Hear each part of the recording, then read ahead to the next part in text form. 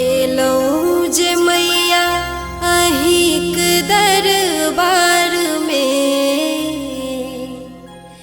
सजल धजल आई हम सुलहो श्रृंगार में। जीवनक नैया के पार करूँ माँ, आई बेटी के विनती स्वीकार करूँ माँ।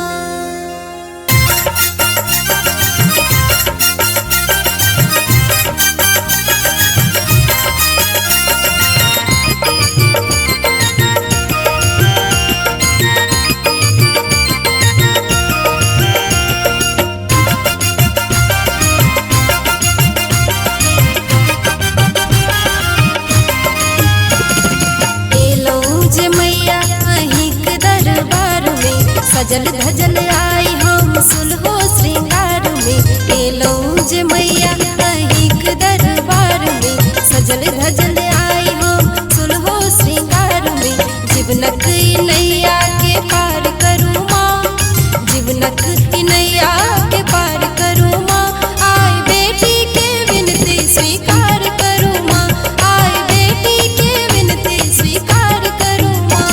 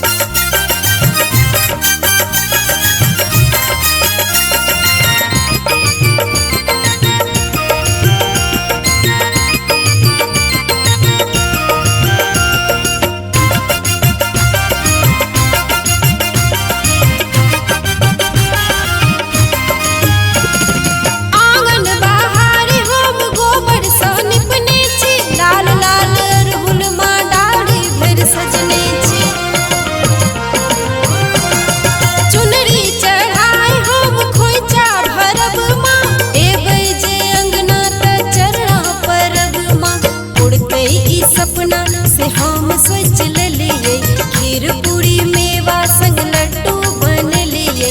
खेबै हमरे अंगना से विचार करूँ माँ, खेबै हमरे अंगना से विचार करूँ माँ। आई बेटी के विनती स्वीकार करूँ माँ, आई बेटी के विनती स्वीकार करूँ माँ।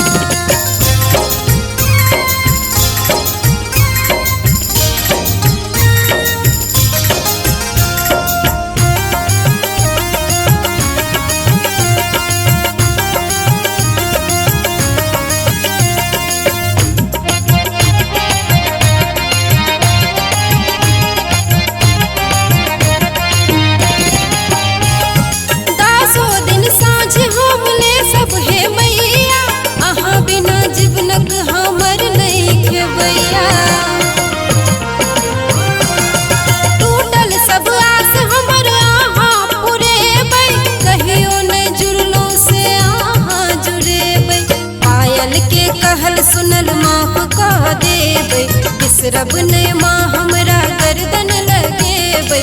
दिया वरदान नहीं लाचार करूँ माँ, दिया वरदान नहीं लाचार करूँ माँ। आई बेटी के विनती स्वीकार करूँ माँ, आई बेटी के विनती स्वीकार करूँ माँ। एलौं जे मैया अहिंक दरबार में, सजल धजल आई हम सुलहो श्रृंगार में। एलौं जे मैया